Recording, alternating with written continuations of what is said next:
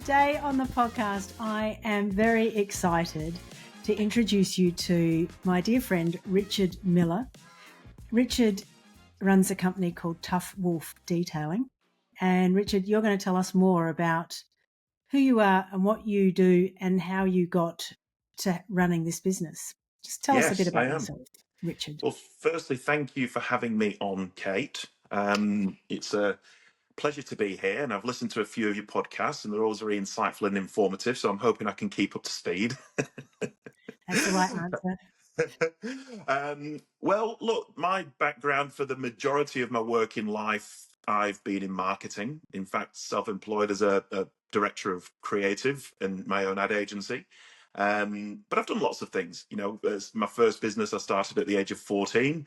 I worked in recruitment, I've worked in entertainment, worked in television and marketing. Now, the reason why I am where I am today is purely through happenstance, I like to call it, whereby there was a few issues over the last few years with the businesses and with my finances, and a lot of those issues stemmed from a family problem.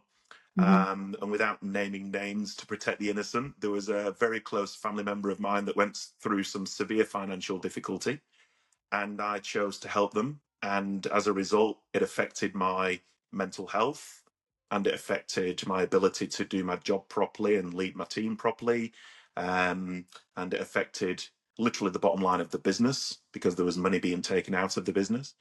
And so we had to fold. And at the time, I was running 3 companies, and the biggest one being my marketing agency that employed half a dozen people.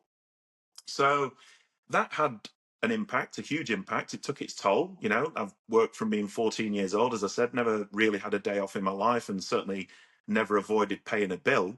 And then suddenly I'm faced with a mountain of debt, no businesses, no job. In fact, we lost our house, we lost our cars, we lost our super fund. And having lived probably the lifestyle of a millionaire, we now live a very humble life in a rented house, and we've literally had to start from scratch. So when I say that had an impact, earlier this year, sort of March this year, I had a mental breakdown after dealing with what's been going on for about 6 years, and spent 2 weeks in mental health recovery. And in that time, bizarrely, I was looking around me at the people that I was sharing the residence with, and of course, there's always the people that are going to be in and out of that place forever and a day. But there were people just like me that were there because something had happened in their life that was outside of their control. It had caused anxiety and depression, and therefore maybe a loss of a career, loss of a business, loss of income, loss of a partner. And they wanted to get well, and they wanted to be back on the feet. And the thing I noticed was that invariably the reason they couldn't was a lack of self-belief and a lack of self-confidence. And I know that feeling all too well. You know, I was top of my game. I did some very, very good work, and I still consider myself to be an exceptionally good reader of people, and I have an ability to understand how to get the best out of selling a product to people. But I couldn't bring myself to pitch myself to do that because I felt I wasn't worthy anymore. So I chose instead to go back to where I started when I was 14. I actually bought a very cheap car, bought a $2,000 car, did some renovation work to it, and I flipped it for a profit. And I enjoyed doing it. And it actually, for me, brought out some creative side as well, because I was able to just no holds barred, do what I wanted with this vehicle. Took it from absolutely wreck and filthy to pristine, clean, and looking great. And that sense of achievement and sense of purpose that I got just from doing that one project made me think, well, maybe I could do this for a job for a little while. You know, get my hands dirty, not so much the grey matter. And in doing it, I was able then to realize that I've got something to offer again. And was using my marketing skills to develop a brand and pitch the business and get work. Joined a networking group, got myself amongst some fantastic business people again. and unhermitized myself, got myself back out into the world, which gave me some confidence. Now, whilst whilst I was in rehab, I was looking around myself, and I think I don't suffer. I have a condition called savior syndrome, which I've researched, whereby you want to and you just have to help people, regardless of how that might impact yourself. And whilst I was trying to get myself well, I was asking the question of the nurses and the management team there: how can I help when I'm out of this? What can I do for you to maybe help some of these people down the track? Um, and unfortunately, the answers that I got from them were so vague and wishy for an area that needs lots of help. I was being told go and volunteer in the salvo stores and things like. That's sure for some people, but that's not where my skills. So that's not where I can add the value. Yeah. And so along the way, having started Tough Wolf only 6 months ago, I've realised recently that there's a way I can combine this business and my want to grow it and develop it, because I always look at businesses in terms of how they can be scaled, always have, and combine that with how I can offer an opportunity for people like me to be able to regain that confidence and regain some value, self-value and self-worth through work and through mentorship and through coaching, and to be given a safe and secure environment to be able to do that. Fantastic. I love it. I love when people live their values. It fills my heart. Mm. What an extraordinary story. So you've been through a lot. Yeah. You've been through a lot. Tell me about the name Tough Wolf. It comes from a variety of areas, but the main derivative is that I have had to be very tough, very, very tough. And wolves are leaders. Wolves come out and they take what they want and they do what they need to do to survive. They're Yeah. survivors. Yeah. I flipped a car and I turned it from a meek sheep into a tough wolf. By restoring and flipping this car.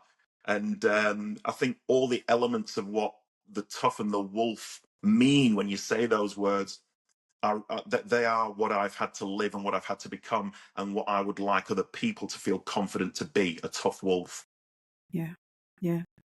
So I have a background where I've worked with people who've been very close to being homeless, Mm. multiple times, and it sounds to me that because of your circumstances that didn't happen to you, but I'd imagine there'd be lots of people who were uh, being treated for depression and anxiety that will potentially end up homeless because Absolutely. Well, I mean, I've seen that firsthand yeah. too. I've done the CEO Sleep Out before now, Mm, which that's a charitable organisation that supports people exactly like that. mm, And I mean, it is purely because I managed to retain some of my, I don't know what it. I think because I felt responsible for the person that I was trying to help, I was putting them first and having to squeeze out every bit of skill set that I could dig deep for. I've always been a hustler. I've always been a survivor.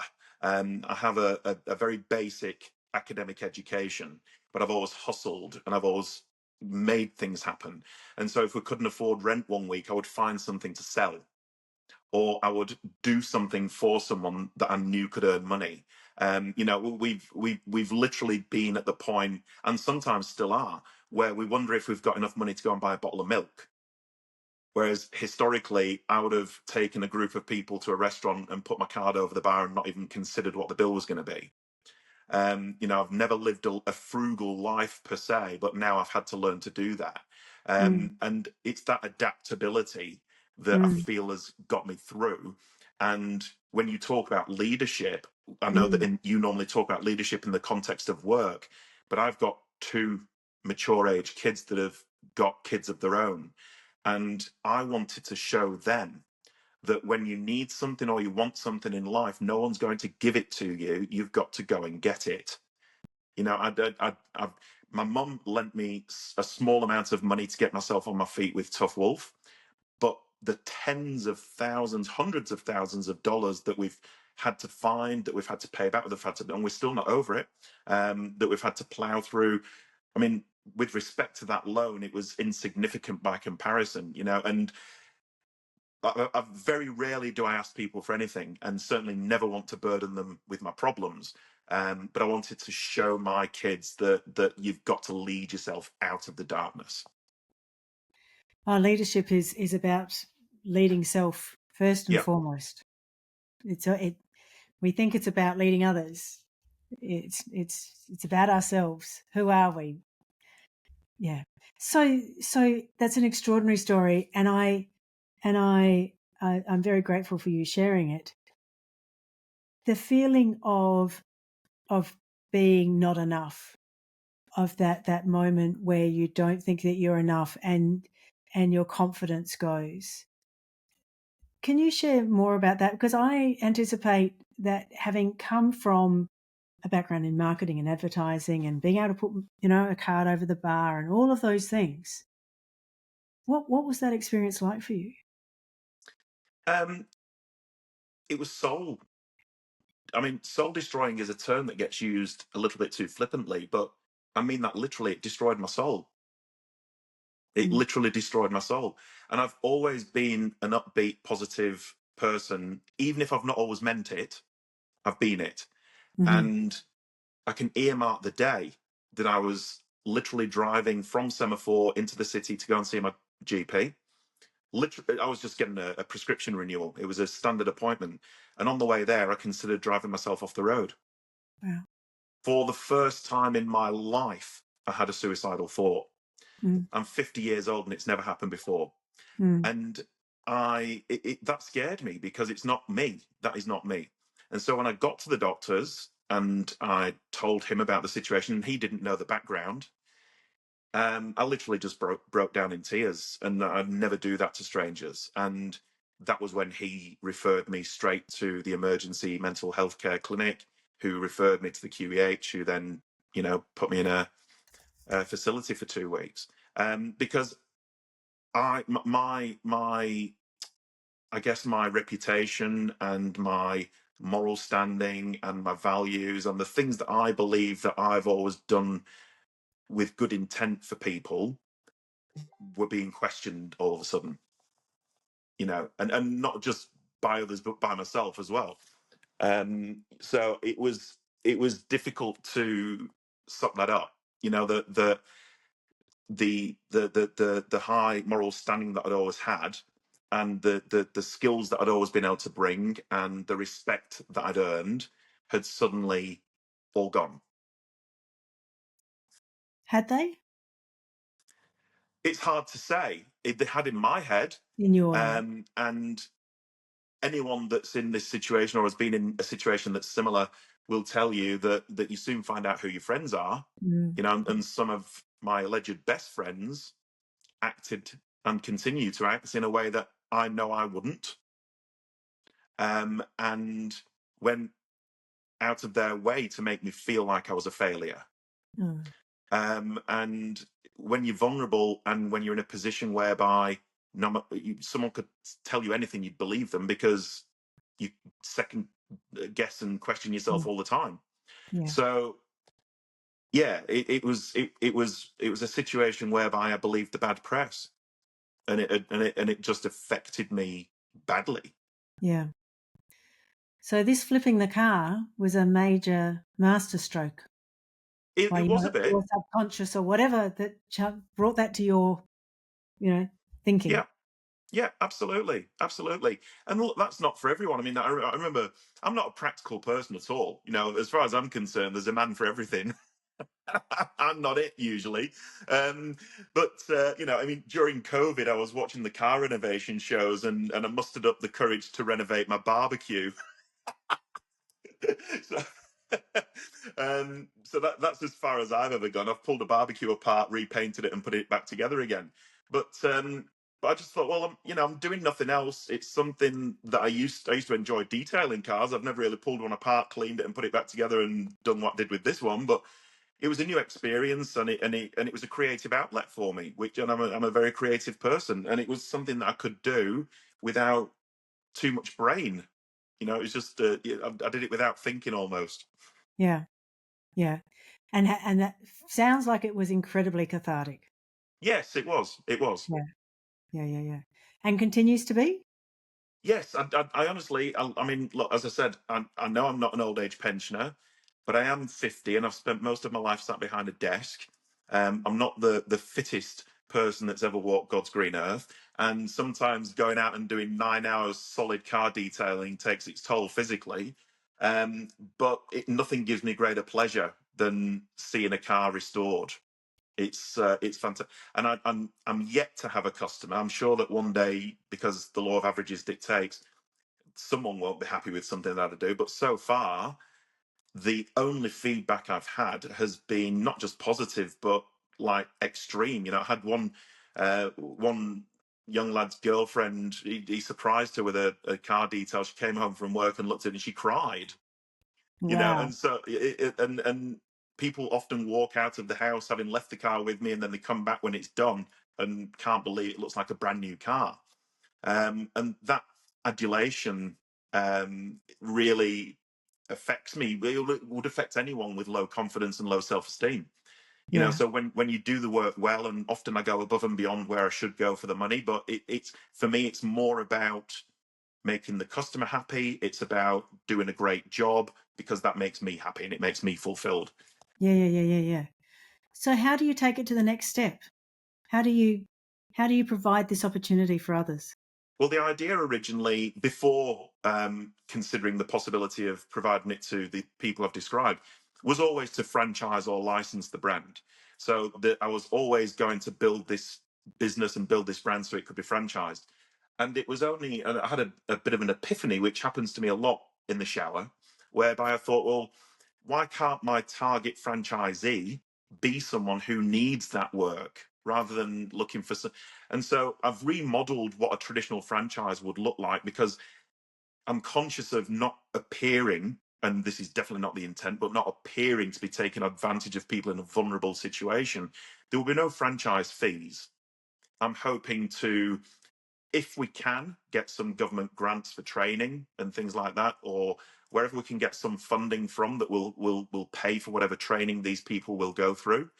There will be no license fee or franchise fee. I will operate the service on a basis of, we will take out a cost for goods and product. We'll provide the equipment, we'll provide the vehicles, we'll provide the product, we'll provide the customers, the marketing, the whole thing. All these people have to do is accept the job and come and pick up a van and go and do the job. And for Yeah. that, they will split the fee with us. So we'll take out our fee, our running cost. I want to be absolutely clear in saying we're not operating a not-for-profit. It is a profitable enterprise of which I will earn money, because it's something that I need to do for myself. Yeah. We're not trying to pretend to be a charitable organisation, but it will be something that will be divided fairly and equitably between us and the operator.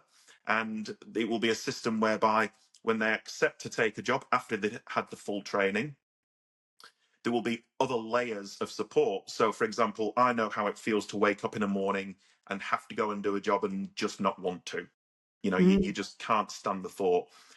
And some people don't have that person lay next to them, or the voice on the shoulder that says, go do it, you need to. They will, though. They'll have a mentor through our business. Um, and not only will they have a mentor that will try and encourage them to go and do that job, but if they absolutely cannot, and they cannot do the job, we will find someone to do the job, so that that customer isn't let down, Yeah. and so that the operator that turned the job down doesn't feel like his whole world is about to unravel because he didn't go and Yeah. do one job. Yeah. Yeah. Because it spirals. You think, oh, if I don't go and do this job, they'll never give me another job. I'm never going to earn money again. I've let all these people down. We will convince them it's okay. Take the day. Tomorrow's a new day. I feel NDIS funding might be in here somewhere. Could be. Could be. Just because there would be a need to support people who are struggling to get them back to work. So, Yeah. I don't know a lot about it, but my gut tells me. Um, that is really good, and I also really love the idea that recognition that people will have bad days and they're not going to get punished for it. Yes. Yeah. Yeah. And they don't need to punish themselves, more importantly. Yeah. Yeah. Because that's what we do. That's what we do Oh, when yeah. we're in this depressive cycle. We punish ourselves for every decision that we make. Yeah. Yeah. Oh, I know it well. Mm. So that's really profound. I wish that a lot of leaders would recognize the value of not punishing people for stuffing up or for Yeah. having a bad day, because I don't think anybody has a bad day on purpose. Nope.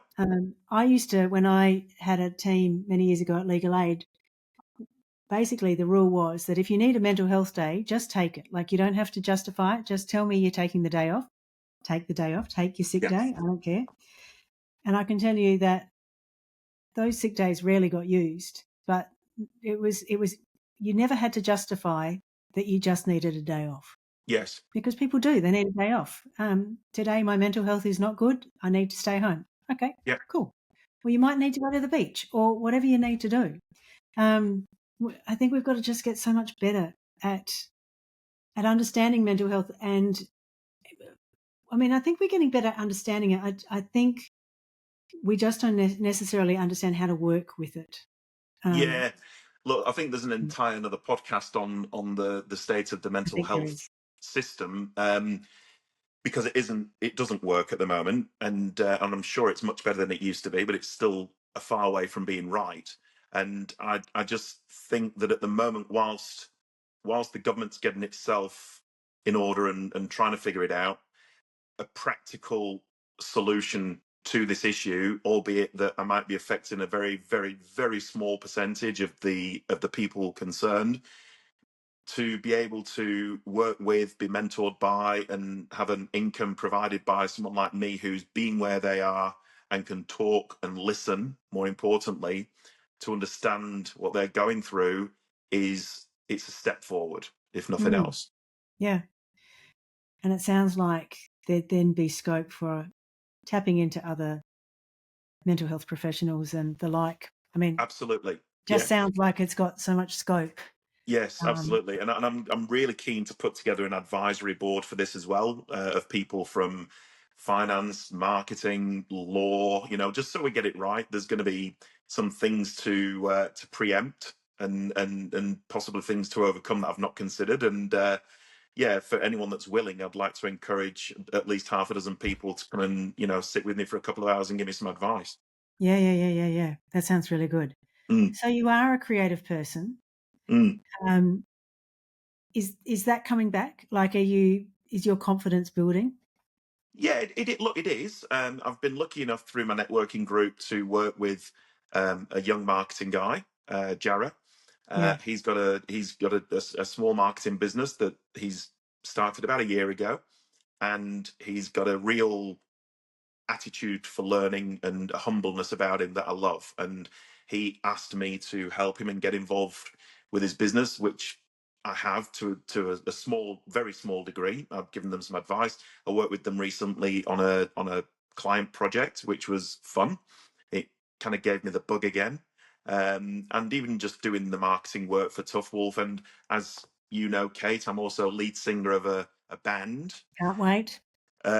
So I've been doing some promotion for the All Revved Up show, the tribute to Meatloaf recently, and all that stuff is just giving me that yeah, the confidence back. And people often comment on the brand of Tough Wolf, which I'm not a graphic designer, but I had to create it all on my own because I couldn't afford a graphic designer.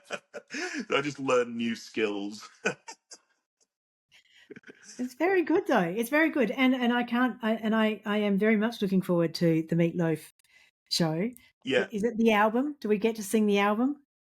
It's not actually, it's not the whole album. We're doing just over an hour. There's a lot of the first Bat Out of Hell album in there. There's a couple of other songs that are not on that first album as well. But it's a bit of that shows a taster, hopefully, of things to come. We've got Mhm. an agent coming along that is looking to possibly manage us. So if we do well that night, I'm hoping that Top Wolf will run itself, and I can go off and do cruise ships. Being Meatloaf. I heard the other day that singing is incredibly good for mental health. That tapping into our voice and just Yes, singing, and that everybody can sing, um, yes. and it is such a good thing to do. Yeah, well, there's a definite sudden rush of endorphins when I open my mouth and holler some Meatloaf. I mean, even just listening to, if you're not confident enough to sing, put music on and turn it up full Mm. blast. Even that itself is excellent for the spirit. Oh yeah, I'm a keen listener to all music. Yes, I love music. I love classical music. Yesterday, I heard a Wings song that I hadn't yeah, heard forever. And yes, I cranked it up. And then I played it about 5 times in a row beautiful. because I loved it. It was really Yeah, cool. yeah, So before you go, I need to also share with everybody that you won a trophy for for the ABC's Gruen Planet, which as I said to you, has made me very, very excited. It's sort of like, I know somebody who won a trophy with the Gruen. Um, can you just tell me about that experience? Because, whoa, that looks like a hard gig. yeah. Well, I've got to come clean. We drew, but Oh, with the draw, we got the trophy. that's all right. That's winning. Well, we were That's proud to winning. draw actually because this was many years ago at the very start of our advertising agency days, and we were very new. We were only about 3 years old, I think, when we went and applied for the show. But the concept, if everyone knows what the pitch involves on Gruen, was to sell the unsellable, and our pitch was to convince Australians to ban alcohol. um, so uh, Sure. Oh, absolutely. How easy can it be? Yeah. So we were asked specifically not to write a comedy sketch, which is what a lot of ad agencies were doing at the time. And the comedy value always gets a good laugh, but they wanted real advertising. So I wrote a concept called "Life Without Alcohol." Just imagine, and went through the what could have been scenarios of someone who'd been affected by alcoholism. And yeah, we it was good. I actually am prouder of the way we got that draw than I am of anything else, because the comments that I got from the judging panel were meaningful. Yeah. And the two comments the other agency got were, "That was really funny," So I was quite happy that we got some meaningful feedback on ours. It is such a skill to be able to see the world through a completely different lens, Mm. to not be sucked into what we all think or know or feel comfortable with, like to be able to just turn things around. And I love that. I love that. And I also love the idea of taking something complex and making it simple. Well, and too many people make simple things complex, Yeah. and I think business can be a very simple thing if you have got the right direction. And Yeah. I'm a big believer in missions and visions, although those words are cliche, but when they're written with meaning and written with depth, they can be very, very, very helpful. I encourage people to have their own personal mission. I've got one, and because I am who I am, I've turned it into an acronym. My mission is PACT, live life packed, and that is live life with purpose, Yeah. adventure, credibility, and kindness every day. Yeah. So, if I know that I am putting purpose and adventure and credibility and kindness into every day, then I'm achieving my mission. Yeah. And if it doesn't tick one of those four boxes, then I'm doing the wrong thing. I love that. My Mm. purpose is to teach love through story and adventure. Yeah, beautiful. I've heard you say that before, and I love it. Yeah. And it makes it easy. I know what to do. I Yes. know what my day is. And Exactly. this is why I do a podcast. Story. Yes. Story so powerful. And to hear people's story, I mean, the adventure part can look like anything, but Yeah. you've had an adventure. Yes, that's right. Well, You, that's how I you, choose to view it now. well, it is an adventure, and you were courageous, and you've done courageous things. Mm. You sh- from sitting where I'm sitting, I anticipate you feel really proud of what you've achieved. Do you know, as dramatic as this might sound, I feel really proud to still be alive. Yeah. I And get that. you know, no one will ever know, not because I hold back anymore, but no one will ever know or understand the real story, you know, unless you've lived it every day and Mm. had those intrusive thoughts every minute of every day. You can never understand, and that's no disrespect to anyone's empathy. It's Mm. impossible. It's impossible to Mm. understand. Um, but yeah, it's been extremely hard, and especially when you go, and most people I think do go through a process of victimizing yourself. You know, you're a victim of all of this, and I choose not to be a victim anymore. I've always been a person that takes responsibility and accountability, and it's hard to see how, when a lot of this was caused directly by someone else's actions, how I could be responsible or accountable. And but that responsibility and accountability comes from the fact that I chose to support them, Mm. and I chose to stay in this situation. Yeah. I could have exited from it years ago, but I chose not to. Yeah. And so, regardless of what their actions are, I'm responsible for being here. Yeah. Yeah. I always say bring it into your sphere of control, because then you can manage it so much Yep. better. It's just Yep. so much easier. Doesn't mean it's easy, but now it's yours and you get to choose. It's not Yep. happening to you. Yep. Correct. Yeah. Yeah. Yeah. Uh, and that's powerful.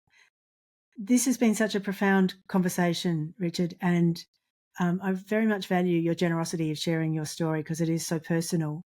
Uh, my wish is that lots of leaders hear this and honor and respect how powerful vulnerability is in Mm. leadership. Nobody is perfect.